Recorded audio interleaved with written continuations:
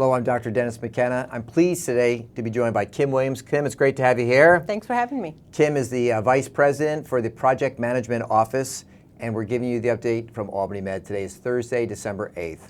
Now, Kim, we were talking about this. I think we've done about 205 videos. You've actually joined us once before. Yes, last spring. Last spring, okay. So just to kind of remind everybody, and it's wonderful to have you here again. You've been at Albany Medical Center for how long? 17 years. 17 years, and you've worked in many different areas. I You have. started in the business office, if I'm not mistaken. Corporate finance office in the budget area. And then you moved over and you were working with me many years ago Yes.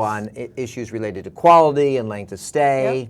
And now you're running our project management office, and you're involved in many different things, including things we call Pillars 22, our financial mitigation plan, and the ERP, to name a few. That's right. What keeps you here at Albany Med? I love the people and I love our mission. So it's really hard to not want to come to work every day when you feel like you're making a difference and the community needs you. Well, you are definitely making a huge difference, and I really enjoy working with you, and you're somebody who everything you get involved with, I think you do a wonderful job in. Let's talk about a couple of those things. So we often talk about Care One. I think our viewers know Care One. When they hear that, they often think about our electronic medical record, right? They know we're moving from Sorian to Epic. I know a lot of people are very excited about that who provide care at the bedside. There's really two other components to Care One.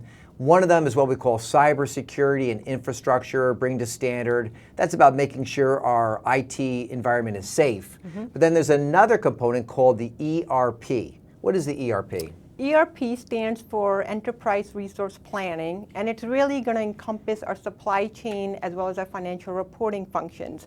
So I like to call the ERP team the flag bearers of Care One.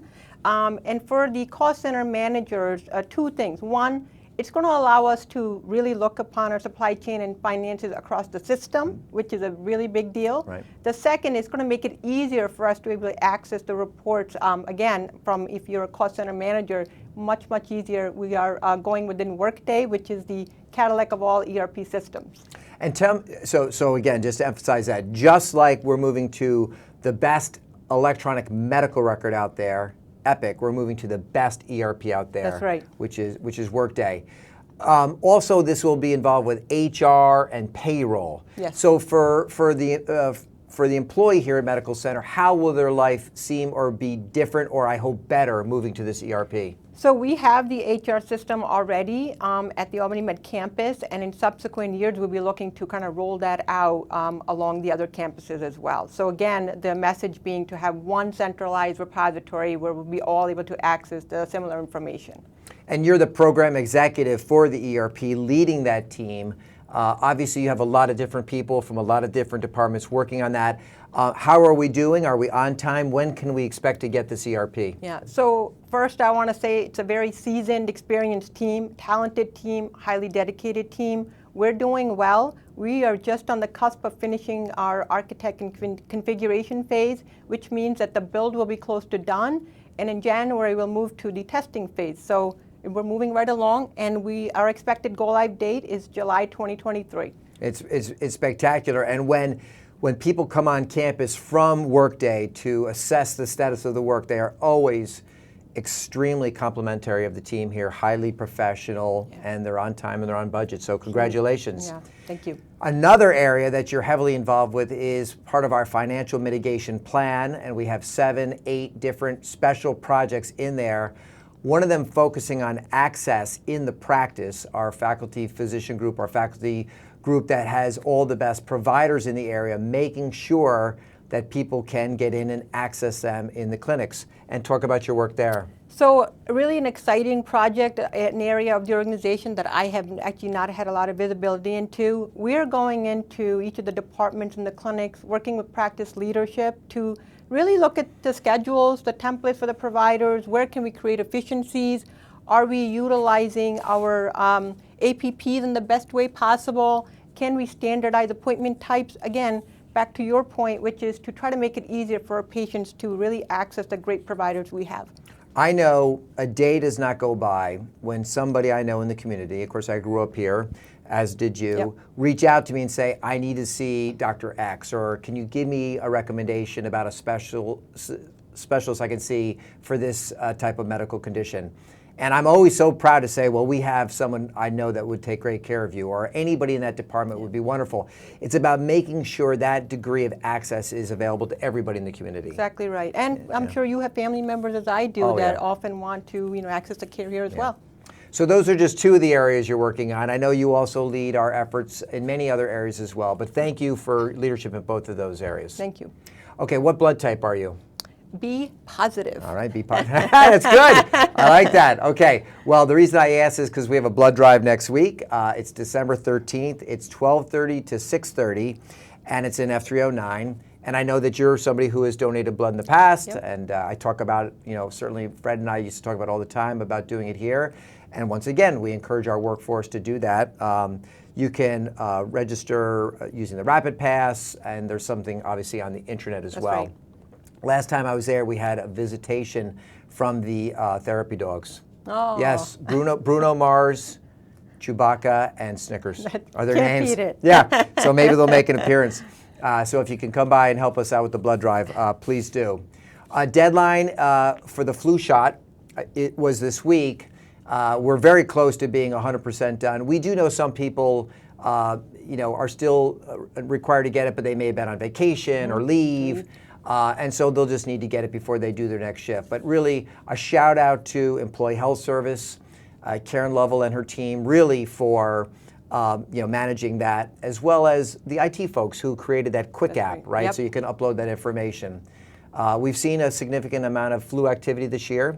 And obviously, we want to protect our workforce. We want to protect our patients. So obviously, we just want to make sure that if you're still scheduled to get that flu shot, let's get it done this week. So thank you. Good. Okay. Also, we want to recognize that next week is House Staff Appreciation Week from December 12th through the 16th.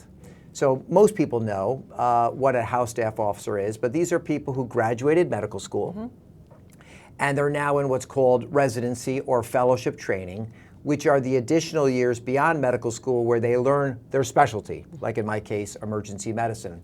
And that residency can last anywhere from 3 years to as many as sometimes 7 or 8 years if you want to become a specialist, like, for example, a heart surgeon, as an example. Our hospital in particular is very blessed to have so many talented, smart house officers who really are in the house 24/7, right?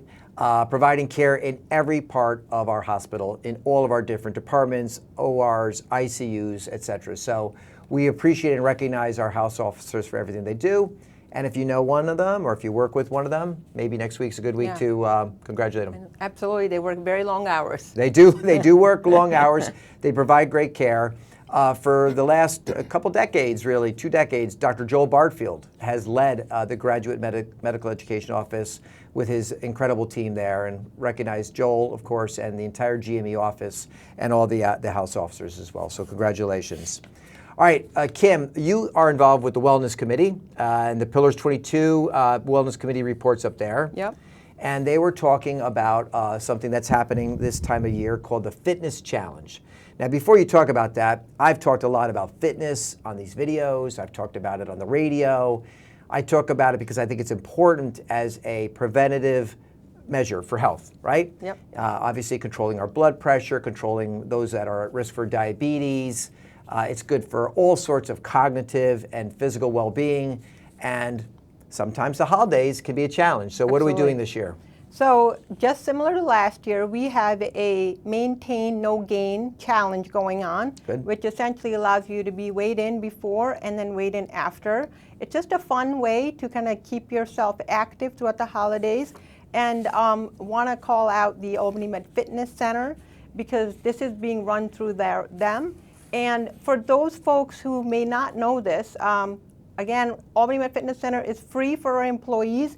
And we have wonderful trainers there, and I will tell you, I am actually working with one of them recently, and they're phenomenal, and Nice. no cost to the employees. So if you've signed up for the challenge already, we have 280 employees to date that have signed up, which is phenomenal. Please go visit them. They will set up a personalized program for you. Again, shout out to Earl Turner, because he is one of the trainers who is doing this work, and I actually work with Earl myself. Yeah. Fantastic. So fitness is important. You emphasize for our employees here at Albany Med, not only is it free, but that gym is available 24/7. That's right. So it's on the top floor of 50 New Scotland. You can access it using your ID badge. Yep.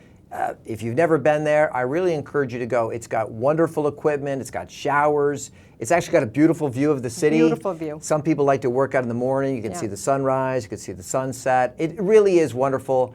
And one of the changes we made in the last year, trying to think about our employees and how we can do special things for what are special people, making that gym free Yeah, and making it amazing. 24 hours a day. So it's a real gem. Yeah, so good. So we'll thank you for bringing that up. Yeah. Another thing I know we want to talk about is Neighbors in Need. So this is the 29th annual, and it's put on by the Department of Family and Community Medicine.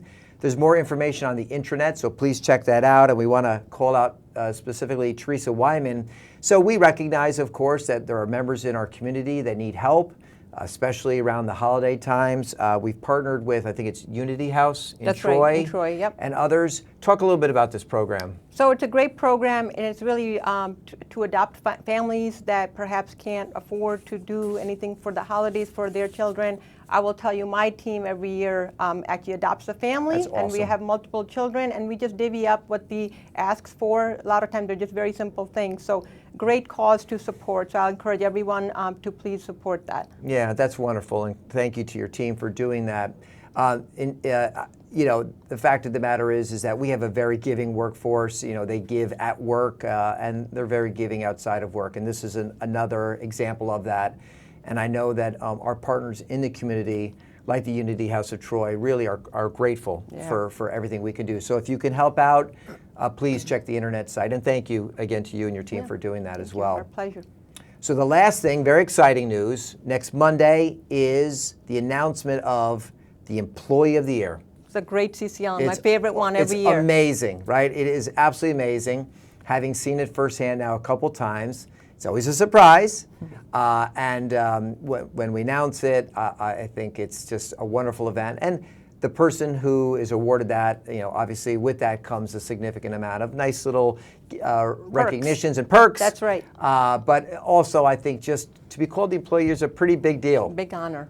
So we look forward to that announcement at our Center Combined Leadership meeting next Monday. And then, of course, after that, we'll announce it to the workforce as well. So we look forward to that. That's next Monday. It's great. All right, very good. That's the last thing. Anything else you'd like to say, Kim? No, I think just, keep moving, keep pressing on. Wonderful. Well, thank you for everything you do in all the different areas and your team. And we really only skimmed the surface. I know there's many other big things you're involved with, but thank you for those that we talked about as well. So we're rolling into the weekend. And as always, we talk about the importance of people being here 24/7. We appreciate you now more than ever, and we thank all of you who are sticking in here with us during these times and working very hard. And it's making a huge difference, and we thank you. So we'll be back again in a few weeks, and obviously we'll announce the Employee of the Year on Monday. We ask that you please take care of yourself, take care of each other, and we'll talk soon.